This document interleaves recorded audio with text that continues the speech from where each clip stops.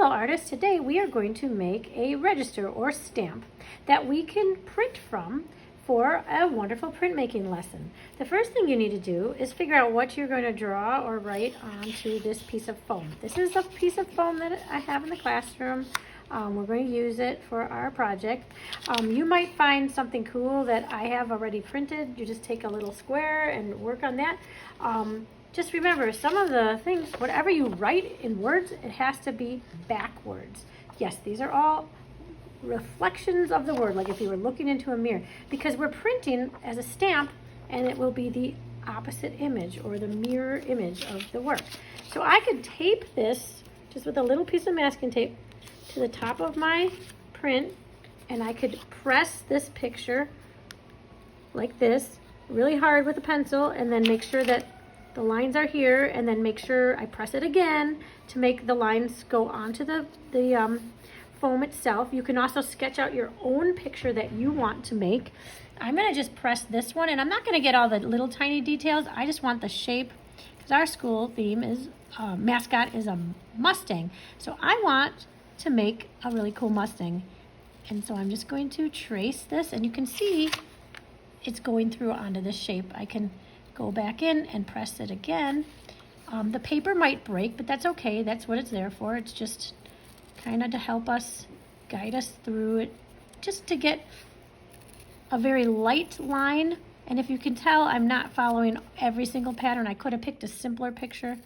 Like if I had picked something like this Nike sign, it'd be like boom, boom, boom, boom, boom. And then I could add my own patterns. I'm still gonna add my own patterns. I'm just trying to find this little beautiful Mustangs outlines.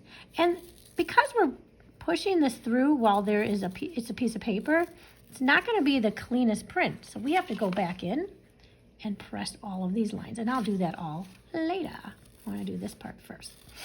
And I'm just going to get the outline, and you can keep lifting it up because the tape is holding it in to see what I missed. I forgot the beautiful eye.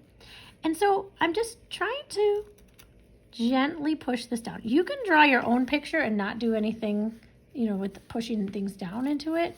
You could add things to your picture, like here, this paper's done, but I'm just gonna make these beautiful pieces of the mane go off the page, and I'm winging it. I'm making it up myself.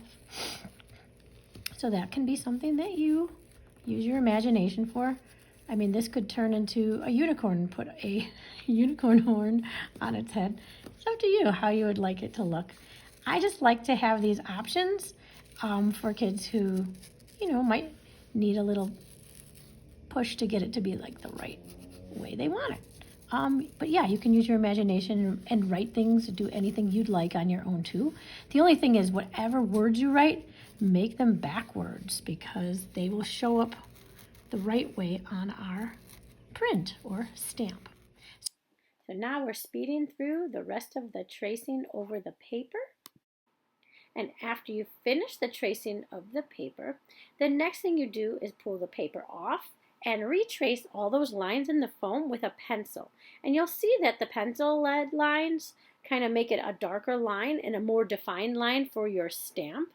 And then we'll move on to the background. Now for the background, you may want to use your pencil and make a pattern. And I started with like the sun rays kind of coming diagonally out from the background. And then I added a pattern of pushing down all of the foam so that it's kind of like on the same diagonal. You might add polka dots, you might add stripes. It's up to you how you want to make your background of the picture.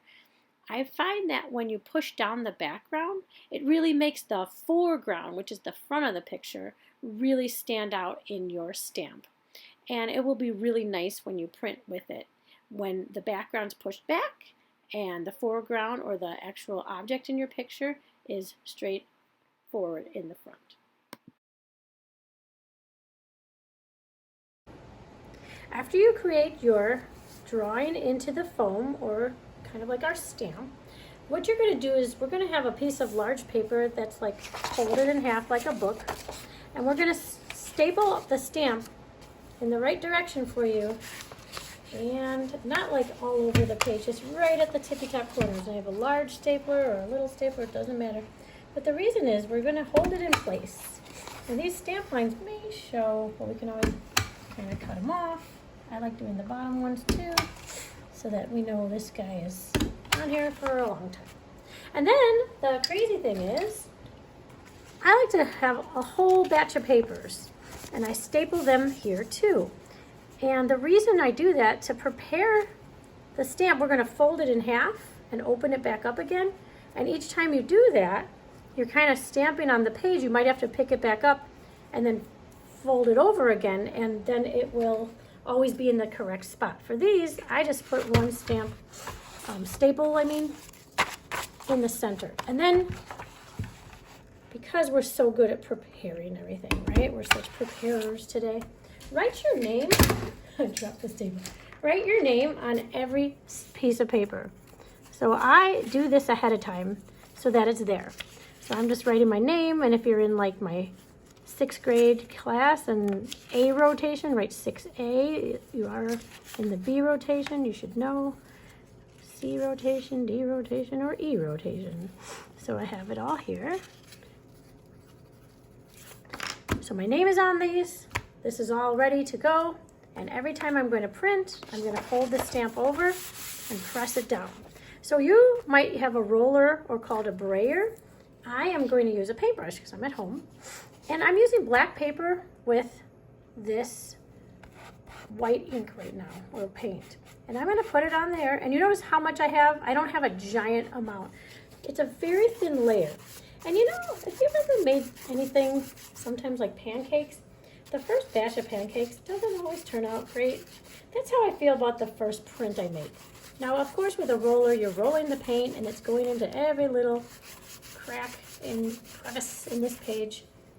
It kind of like sets up the tone. Like this stamp, this print is going to be kind of like a little bit goopier and a little bit weirder the first time around, which is okay.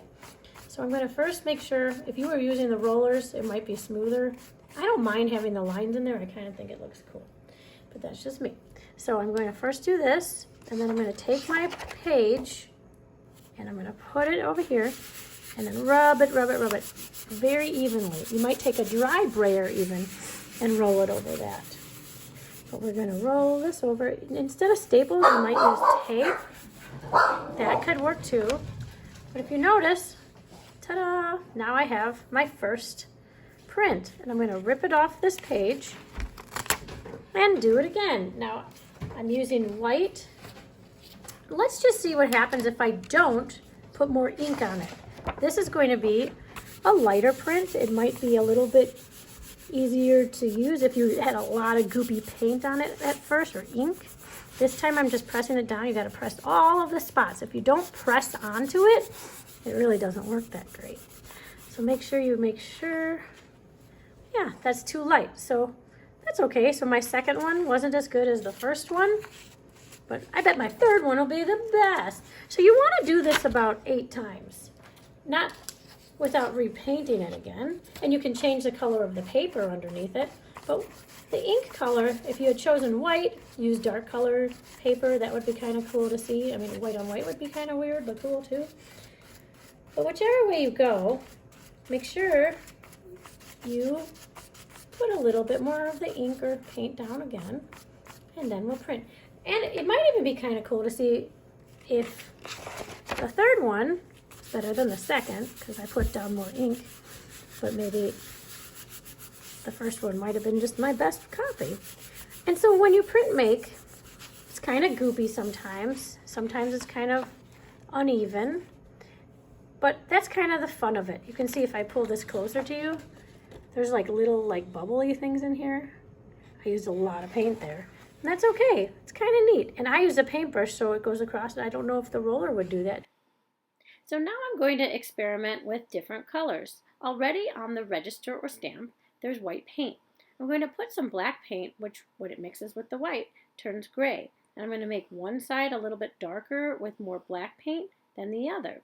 And I might even go back in a little bit and add a little bit more of darkness on the right side, underneath the chin, different areas on the background, so that this horse will stay like a gray color and the background will have more of a darkness to it. And I'll use white paper this time. We're switching things up.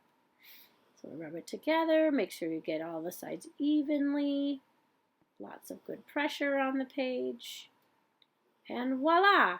There is some darker side and the lighter side, and it's kind of interesting now with a little bit of that gray and white in there.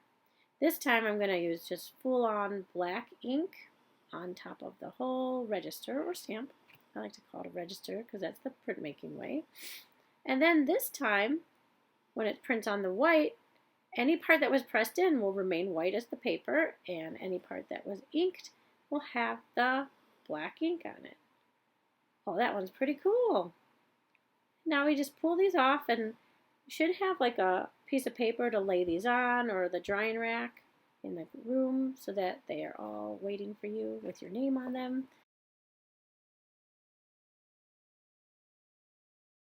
Oh, I like this one. I like it that it's just kind of lighter, but that's just me. Let's look at it. Ta-da! So look at that, from the beginning one with the ink, the one that was too little ink. You're going to find 3 prints that you can use. For the white ones, I'm going to add color pencil or marker to make them really cool. I'll show you that in the future when it's dry.